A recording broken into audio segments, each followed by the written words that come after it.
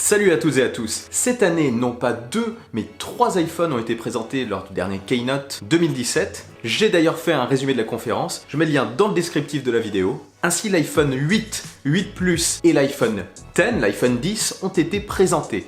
Pas d'iPhone 9, j'en parlerai peut-être dans une prochaine vidéo. Les iPhone 8 et 8 Plus seront commercialisés à partir du 22 septembre prochain et déjà disponibles à la précommande depuis le 15. D'ailleurs, apparemment, il y a encore du stock, donc pas de rupture pour l'iPhone 8 et l'iPhone 8 Plus. Mais l'iPhone 10, l'iPhone des 10 ans de l'iPhone, sortira, lui, beaucoup plus tard. Ainsi disponible à la précommande à partir du 27 octobre, il sera commercialisé à partir du 3 novembre de cette année. Alors, une question se pose, est-ce que ça vaut le coup d'attendre l'iPhone X ou bien est-ce qu'il est intéressant de prendre plutôt l'iPhone 8 ou l'iPhone 8 Plus? L'iPhone 10 est-il suffisamment intéressant pour attendre? Autrement dit, les modèles sont-ils si différents que ça les uns des autres?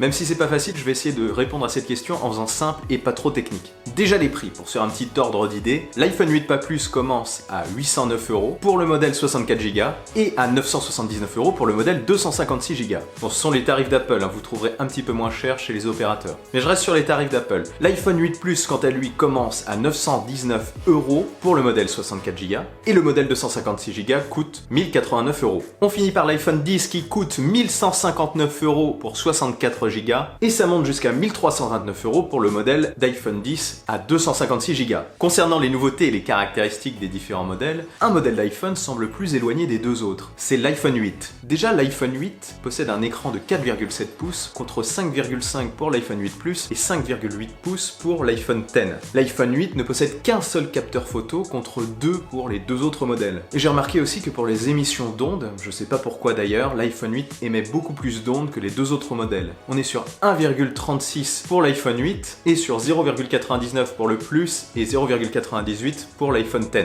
À la limite, les seuls points qui peuvent le rendre plus intéressant que les deux autres modèles, c'est son encombrement parce que c'est le plus petit et le plus léger des trois, ainsi que son prix. C'est vrai qu'il y a quand même 350€ de différence entre l'iPhone 8 et l'iPhone 10. Et franchement, quand on voit l'iPhone 10, on se rend compte que c'est le futur standard d'Apple et que c'est en gros le successeur de l'iPhone 8. Je suis convaincu que l'année prochaine, on aura un iPhone 10 Plus, ou un autre nom peut-être, qui sera le successeur de l'iPhone 8 Plus. C'est peut-être pour ça que pour moi l'iPhone 8 a une image un petit peu plus dépassée que l'iPhone 8 Plus vis-à-vis de l'iPhone 10. Là où j'ai vraiment fortement commencé à douter après la conférence, c'est vraiment concernant la différence réelle entre l'iPhone 8 Plus et l'iPhone 10. Parce que là ça commence un petit peu à se compliquer. Et oui d'ailleurs je trouve que l'iPhone 8 Plus n'est pas si éloigné que ça de l'iPhone 10. Oui bien sûr on n'a pas totalement le même design, bien que l'arrière soit assez ressemblant entre les deux modèles. L'iPhone 10 est quand même un appareil de rupture, avec son écran qui prend quasiment toute la surface de l'iPhone, ainsi que la petite touche derrière l'appareil photo positionné de manière verticale et non plus horizontale comme sur l'iPhone 8 Plus, on est bien face à la nouvelle génération d'iPhone. Ça, y a pas de doute. Certes, l'écran de l'iPhone 10 fait 5,8 pouces et l'écran de l'iPhone 8 Plus que 5,5 pouces, mais ne vous fiez pas à ces tailles, car en termes d'affichage, l'écran de l'iPhone 8 Plus, plus large, offre plus de contenu, par exemple dans une navigation web lorsque vous mettez le portable en mode paysage. Donc ok, l'écran de l'iPhone X est donc plus grand en diagonale, mais il ne faut pas oublier qu'il y a l'encoche en haut et la petite barre virtuelle qui est censée remplacer le bouton Home en bas de l'écran. Il est également donc moins large comme je le disais et offre un affichage de contenu légèrement inférieur à celui de l'iPhone 8 Plus. Donc pour moi ils se valent. En termes d'usage, ils se valent. Là où l'iPhone X se démarque, c'est aussi sur l'encombrement. On est sur quelque chose qui ressemble à la taille d'un iPhone 8 et finalement vous avez l'écran qui est assez similaire à celui d'un iPhone 8 Plus. Donc là d'accord, avantage pour l'iPhone 10. Ce qui démarque aussi l'iPhone 10 de l'iPhone 8 Plus, c'est la définition et la retransmission des couleurs du nouvel écran OLED qu'ils ont appelé Super Retina. Bon là c'est sûr, il n'y a pas à dire, l'écran OLED sera forcément supérieur à celui de l'iPhone 8 Plus, notamment concernant la précision et l'intensité des couleurs. Autre chose qui différencie l'iPhone 8 Plus et l'iPhone 10, c'est l'arrivée du Face ID sur l'iPhone X qui remplace le Touch ID présent sur les modèles précédents. Si on continue le jeu des différences, on a une ouverture pour le téléobjectif de f2.4 sur l'iPhone 10 contre f2.8 pour l'iPhone 8 Plus. Autre différence entre les deux modèles, l'iPhone 10 grâce à ses nouveaux capteurs Face ID a opéré des changements sur la caméra frontale. Vous avez ainsi accès au mode portrait sur la caméra frontale, un mode portrait largement amélioré, gérant les flous artistiques, la gestion de l'éclairage du mode portrait, vous pouvez gérer la luminosité sur votre visage une fois la photo effectuée, et ces capteurs frontaux permettent aussi d'envoyer des animojis. Vous savez, ces petits emojis basés sur les mouvements de votre visage, et bien seul l'iPhone 10 aujourd'hui permet d'en envoyer. Concernant la batterie, c'est l'iPhone 8 Plus qui se démarque. Qui dit plus gros iPhone dit plus grosse batterie, même si elle a été réduite apparemment par rapport au modèle précédent, le nouveau processeur lui permet de tenir aussi longtemps que les modèles précédents. Selon Apple, ce qui reste à vérifier. Mais techniquement, la batterie de l'iPhone 8 Plus devrait tenir 1 à 2 heures de plus que celle de l'iPhone X. Alors conclusion, je reste quand même assez partagé. Même si les deux modèles sont proches, l'iPhone X reste un portable de rupture et représente quand même la nouvelle génération des smartphones d'Apple. Il possède certes des nouveautés dont on peut se passer, mais qui ne peuvent quand même pas laisser tout le monde indifférent. Alors, est-ce que ces nouveautés valent les 240 € qui séparent l'iPhone X de l'iPhone 8 Plus? Peut-être. La question c'est, en avez-vous besoin? Si vous en avez les moyens et si vous adorez les nouvelles technologies, si vous aimez avoir tout ce qu'il y a de dernier cri, eh bien attendez la sortie de ce nouvel iPhone X, parce que c'est quand même le premier modèle d'une nouvelle génération d'iPhone, et je doute fort que vous soyez déçus. Si par contre vous êtes encore attaché au Touch ID, même s'il disparaîtra à terme définitivement, que le Face ID et ses nouveautés ne vous intéressent pas, que le grand écran vous pouvez vous en passer, que la fine différence entre les photos de l'iPhone 8 Plus et de l'iPhone X vous indiffère complètement, et si mettre plus de 1000 € dans un smartphone vous donne la chair de poule, eh bien dirigez-vous vers l'iPhone 8 Plus. Vous ne serez pas déçus non plus.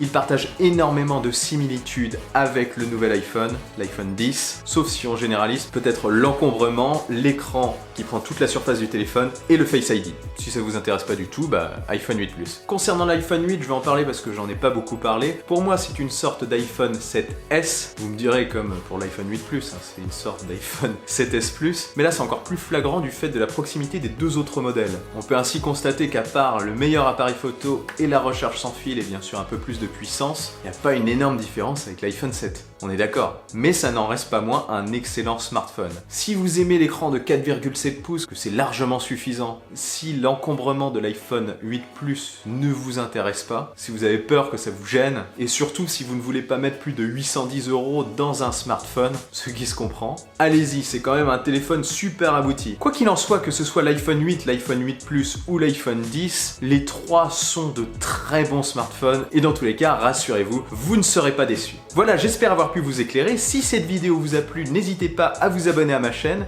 et si vous avez des questions, laissez un commentaire. N'hésitez pas non plus à me suivre sur les réseaux sociaux, notamment Twitter et Instagram, et sur ce, je vous dis à la prochaine. Allez, salut! Pour vous abonner à la chaîne, c'est simple, il vous suffit de cliquer sur le rond qui apparaît sur l'écran.